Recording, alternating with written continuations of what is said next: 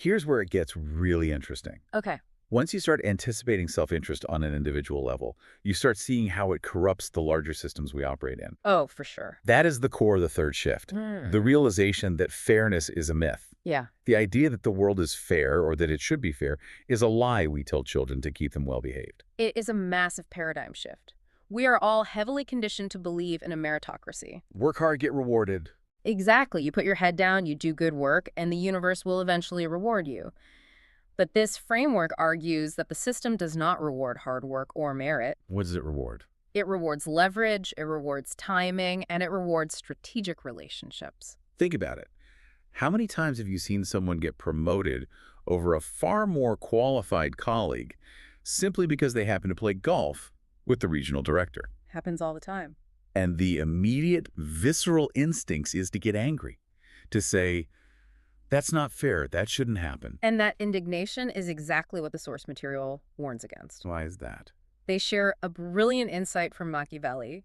He wrote, "He who abandons what is done for what ought to be done will rather learn to bring about his own ruin." Bring about his own ruin. Yeah, waiting for the world to operate on shoulds is a trap. It keeps you stuck in a state of constant resentment. Right. You're sitting there clutching your perfect performance reviews, furious at the universe, while the person who understands leverage is advancing. Because the real world doesn't care about your principles or your indignation. It rewards visibility and alliances. If you base your career strategy on the expectation of fairness, you are playing a game that doesn't actually exist. You have to play the game of reality. And the reality is that the people who succeed are the ones who understand how power actually moves. Which flows perfectly into the fourth shift. And this one is a major reality check about the structure of society. Oh, where? The shift is this.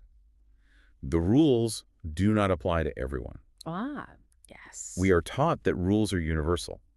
But this framework suggests there are rules for regular, everyday people and entirely different realities for powerful people. If a regular person breaks a rule, they might lose their job, their reputation, or their freedom. They are constrained. Right. But powerful people, they bend the law, they cut corners, and they often face absolutely no meaningful consequences. Because if the penalty for breaking a rule is just a monetary fine, then for a wealthy corporation, that rule isn't a moral boundary. No, it's just a business expense. Exactly. It's a line item on a spreadsheet.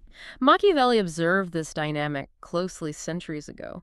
He wrote, "A wise prince cannot and should not keep his word when such observance may be turned against him. The powerful follow the rules when the rules serve their interests. And they discard them when they become a hindrance." But wait, if you're the listener taking this in, what are you supposed to do with that information? Just start breaking the law? No. The takeaway isn't to become a criminal. Okay, good. The challenge the source poses is to evaluate your own compliance. Are you playing by every single rule, jumping through every single bureaucratic hoop because it's actually virtuous? Or are you just making yourself incredibly predictable and easily controllable by people who aren't playing by those same rules at all? Wow. It's about recognizing when a rule is just a fence designed to keep you in the pasture. That makes a lot of sense. You don't have to break the rules, but you need to stop worshiping them. No, this concept of navigating a world where the rules are selectively applied brings up a huge vulnerability for those of us who naturally want to follow the rules. Trust. Yeah, trust is dangerous here. If you're a straightforward person, you assume the people close to you are too. But the fifth mental shift suggests that's exactly where you get attacked. This is perhaps the most unsettling shift of all of them. The premise is that your enemies are very likely pretending to be your friends. Right, because a complete stranger walking down the street can't really betray you. No. They can wrong you. But true betrayal requires deep, established trust. Right. Therefore, the people who are in a position to take your opportunities, undermine your reputation, or use your secrets against you, they have to get close to you first. And the source material points out a very specific human vulnerability here. Yeah. We desperately want to trust. We do. We're social creatures. Exactly. We want to believe our friends and colleagues have our backs. Yeah. And that very desire makes us incredibly easy targets for a skilled deceiver. So how do you spot them if they're wearing a friendly mask? You go back to the first shift. You track the behavior, not the words. Look past the friendly facade. Yeah, study the patterns.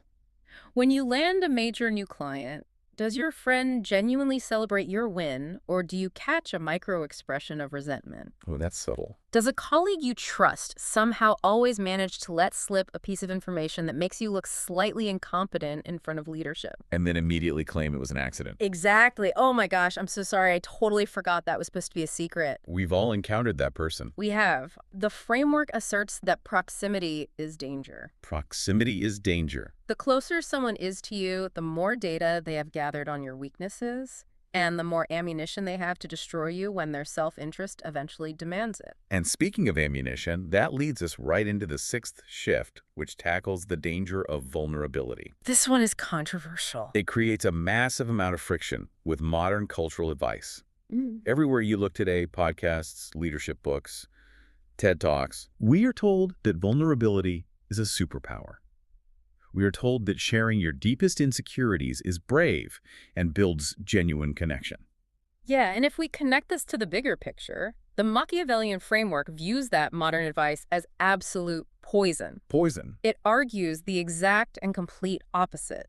In the real world, weakness invites attack. It's basically saying, do not bleed in a tank full of sharks and expect them to swim over and offer you a bandage. That is a great way to visualize it. You have to look at the world as a highly competitive environment. Yeah. When you open up about your deepest fears or you confess your professional insecurities to a team member at a corporate retreat, you might feel like you are bonding in that moment. But you're not. No.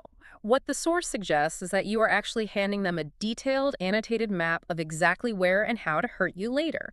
Your honesty simply becomes their leverage. To illustrate this, the creator cites what is probably Machiavelli's most famous line: "It is better to be feared than loved if you cannot be both." A class. But how does that translate from the 16th century prince to a modern listener? In this context, it means that people respect strength and consequence far more than they respect vulnerability. Okay. If people know you are highly competent and that crossing you has severe, immediate consequences, they will treat you carefully. They will respect your boundaries. Right. But if you broadcast your weaknesses and rely on their empathy, you invite disrespect and eventual exploitation. So the practical application isn't to pretend you're perfect, but to manage where you expose your imperfections. Exactly. You solve your problems quietly. You learn from your failures in private, and you display unshakable competence and strength publicly.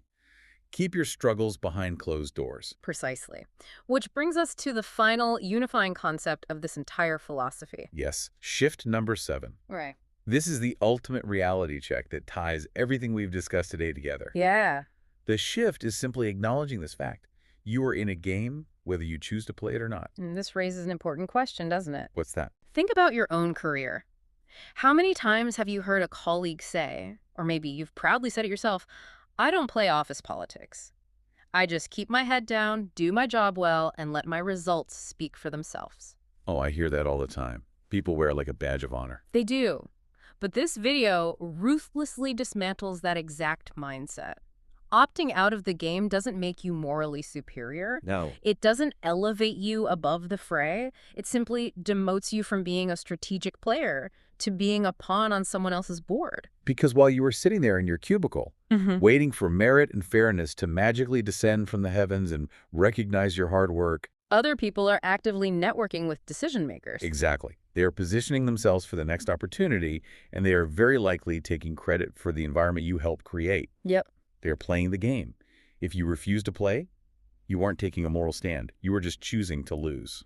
The creator quotes Machiavelli's advice that to survive and thrive, you must possess a dual intelligence. A dual intelligence. You must be a fox to recognize the traps and a lion to frighten off the wolves. Meaning you can't just be incredibly observant. It's not enough to be the fox, seeing the manipulation, recognizing the self-interest, spotting the trap. But remaining entirely passive. Right. You also have to be the lion. You have to be fierce enough to actually step onto the board and fight back. Yeah. You have to position yourself strategically, build your own alliances, anticipate 3 moves ahead, and play the very same game that is constantly being played against you. To see the reality of the board and stubbornly refuse to move your pieces isn't noble. No. According to this framework, it's just losing with your eyes wide open. So what does this all mean? Let's pull it together. Yeah, let's take a breath and synthesize everything we've unpacked today. The Veliosius video is essentially throwing down a massive, uncomfortable challenge to you. It's asking you to take a hard, unfiltered look at the reality of your life right now. It's asking you to audit your environment. Who in your circle is operating purely from self-interest while hiding behind the mask of a supportive friend?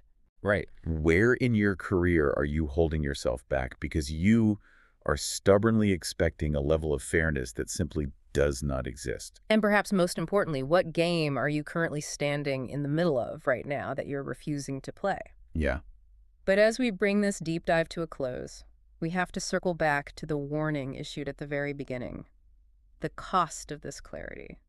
Because there is a profound cost. There really is. Accepting these 7 shifts. Yeah. Internalizing that words are cheap, that self-interest is the primary driver, that fairness is a myth, that rules are tools of control, that friends can be enemies, That vulnerability is a weakness. and that life is an inescapable game. Yeah. Accepting all of that will absolutely make you dangerously smart. You will navigate the world with open eyes, you will not be easily fooled, and you will be incredibly difficult to control. But it will also make you lonely. Yeah. Because the vast majority of humanity vastly prefers the warm, collaborative comfort of their naive fairy tales to the cold, mechanical reality of Machiavelli's world. You will see the Matrix for what it is, but you will be standing outside of it, largely alone.